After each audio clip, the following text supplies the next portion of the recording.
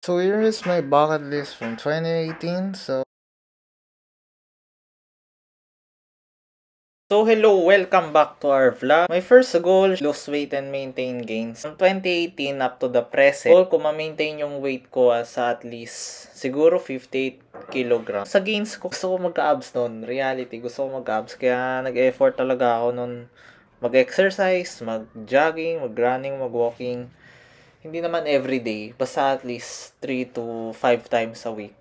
From 2018 to 2022 yun. Pero syempre, magmula 2023, nag-iba na yung priorities natin eh. Mga bucket list ko, mga plinano ko sa buhay ko. Talagang matagal ko na yung pinag-isipan at gusto ko tuloy-tuloy yung plano ko sa buhay. Second part of my bucket list, nag-hope ako makapasok sa relationship. At alam kong walang kwenta mag-hope. Sa totoo, walang kwenta mag-hope. Kasi umaasa ka lang eh.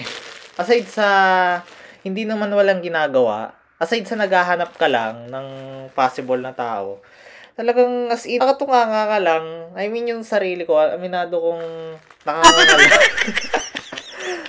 Pero yun, masyado ako nag-expect sa sarili ko. Kala ko talaga magagawa ko yon at that age. Or at this age, sige, nasa relationship ako. Wala eh. Ganun nata talaga. Second part of the bucket list, wala yan. Failed yan. Third part of my bucket list, by 2025, at least 1,000 subscribers na. Which is still my goal through the years. Pero syempre, akala ko nung kasi, share mo lang sa kakilala mo, magsasubscribe ka na. Okay na, pwede na yun. Parang nagsettle ba ako sa pwede na. So, sa mga nangyayari ngayon, no, na trending, yun pala, kailangan mong makisabay. Kasi, trending for a short period of time lang siya eh. Hindi siya forever na, pinag-uusapan ka. Trending ka, hindi pala ganun pare. Alam mo yon, sa sobrang kakaisip mo ng kung ano-ano, wala ka nang magawa sa buhay. Lalo na nung time na yon. Syempre, by 2020, nag-pandemic. Talagang akala ko, pandemic. Ito na yung chance, makagawa ng content. Hindi. Talagang loaded lang yung schedule. Kasi, online class eh. Maraming requirements na pinapagawang prof.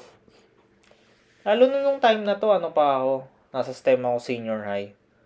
And siguro, the succeeding years, proceed na ako sa physical therapy. Sinubukan ko lang makita na, kung magpi-physical therapy ako, makipagdebate ako, ganun. Hindi pala ganun. So, dito sa third goal ko, talagang wala. This means na na-fail ko yung expectation ko sa sarili ko. Imbes na nakapag-focus sana ako sa paggawa ng videos, sa pag-share ng stories, talagang wala.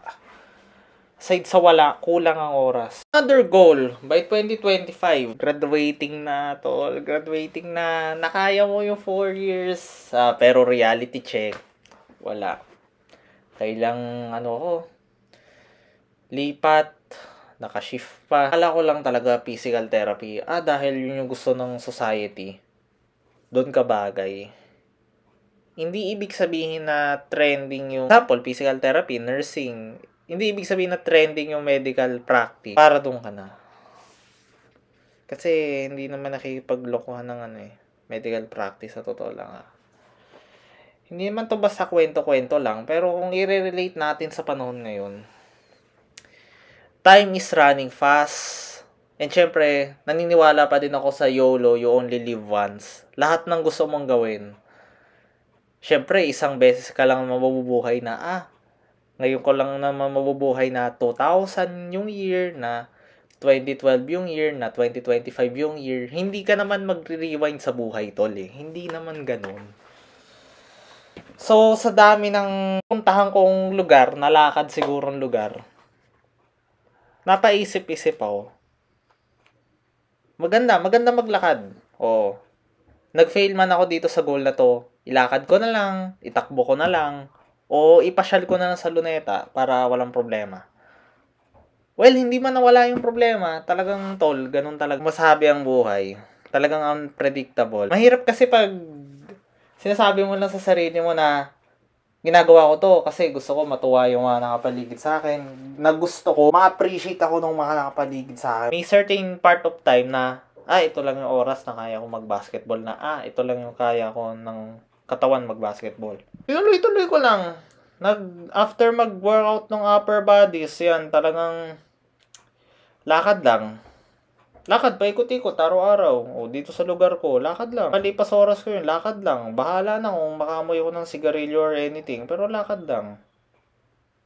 Kasi nandito naman ako sa lugar ko eh. Isa sa mga bucket list na goal ko sa age na to is parang yung pera pumapasok sa'yo. Pero reality, parang yung pera pumapasok sa'yo. What does it mean? Investment and saving. Mapapag-connecta mo yan. Pero pag investment kasi, may chance na lumaki yan o bumaba eh. I just hope na talagang noong 2018 hanggang 2024, naintindihan ko yung pag-work na gano'n ng pera. Pero, this part of my bucket list, eto, successful to. Kasi, 2025, isa sa New Year's resolution ko, paano ko malalaman, paano mag-save or ma-explore kung ano yung pinag-iinvestan ng pera, kung paano nag-a-add yung interest sa money. Kasi, for me, pag nakatago lang sa isang lugar ang pera, aside sa nakikita ng iba na hindi mo pera yan, nag-aaksaya ka lang ng panahon na hinihintay mo na kung lalaki yung pera na yon sa bangko. Pero, ang rule kasi sa savings sa bank is 0.000000111% interest. So, napakaliit. Kung pag sumatotal mo, every year, 1% ang nadadagdag, which is very low. Kailangan talaga try tayo ng high interest saving. What do you mean high interest saving? Try nyo. Pag-ibig MP2 kayo. Pero, syempre, start muna kayo sa Pag-ibig regular savings. At least dun sa Pag-ibig MP2. Kasi, syempre, Pag-ibig regular savings, mababa lang ang hulog dyan. At least 500 pesos. Correct me. Abutin ka lang, bro, ng ano dyan. 200 pesos Pag-ibig regular savings. Kasi regular. Hindi katulad nitong Pag-ibig MP2. 500 pesos. Tapos, every month, ikaw bahala sa buhay mo kung gusto mo 1,000, gusto mo 2,000, 3,000, whatever. Whatever amount above 500. Na hindi katulad sa Pag-ibig regular savings is 200 pesos per month. Pwede mo naman din taasan, pero mas mababa kasi yung hinihingi. So, ibig sabihin, buwan-buwan, yun lang yung ilalagay mo. Hindi katulad sa MP2, talagang kahit anong gawin mo, basta 500 pataas. Ikaw bahala dun. Papatasin mo, tapos pag mag-mature naman yun in 5 years, pwede mo namang i-withdraw, o pwede mo namang i-open ulit ng bagong account. So, ikaw bahala. Wala namang pilitan dyan. Pero at least sa bucket list ko, talagang na-achieve ko yung goal na to. Sa totoo lang, na-achieve ko. Hindi ko pinagsisisihan, tol. Hindi ko pinagsisisihan. Talagang, siguro sa trend ng buhay ngayon na ang dami nating gusto sa buhay. Ako kasi hindi ko hinihintay dumating yung gusto ko sa buhay. Material na bagay. Hindi ako ganong tao. Pinapakita ko sa vlog na to na okay na ako nun. Okay na ako. Hindi ako nag-share ng negativity dito. Walang kwenta mag-share ng negativity. And hindi naman basta-basta tong buhay. Hindi to isang beses na nangyayari. Hindi din naman to isang beses na natatapos. Hindi ganun. May sarili-sarili tayong trip. Ako, tingnan mo sa video. Trip ko mag-exercise. Trip ko mag-exercise. Mali man yung form mo, tama man yung form. Pero kasi ngayon, nakafocus ako sa walking. Aminado naman ako sa sarili ko na nakapagod talaga mag-exercise ng high intensity. Tapos, you will finish it at just 30 minutes to 50 minutes. Nakapagod yun, lalo na pag mainit. Pero siguro, ganun talaga. Noong time na yan, dami ko pang energy. Sa video na yan, yan nyo, wala pa akong 17 years old dyan. 16 pa lang ako dyan. So, lahat ng energy nasa akin. Kung hindi basta-basta nauubos, kahit sabihin hindi ako malakas o hindi ako pinamalakas, may nagagamitan yung energy ko. And kahit sino namang tao, malakas ang energy ng ganyang age, I tell you. Depende lang talaga kung may sakit. Pero normally, ganun talaga. Sinishare ko lang yan, ma-video. Hindi basta may ma-post ako. Did I achieve my bucket list? Yes and no. Isang goal nga lang na-achieve ko. So, sayang lang sa oras, tol. Sayang yung oras na masyado ako nag-expect sa sarili ko.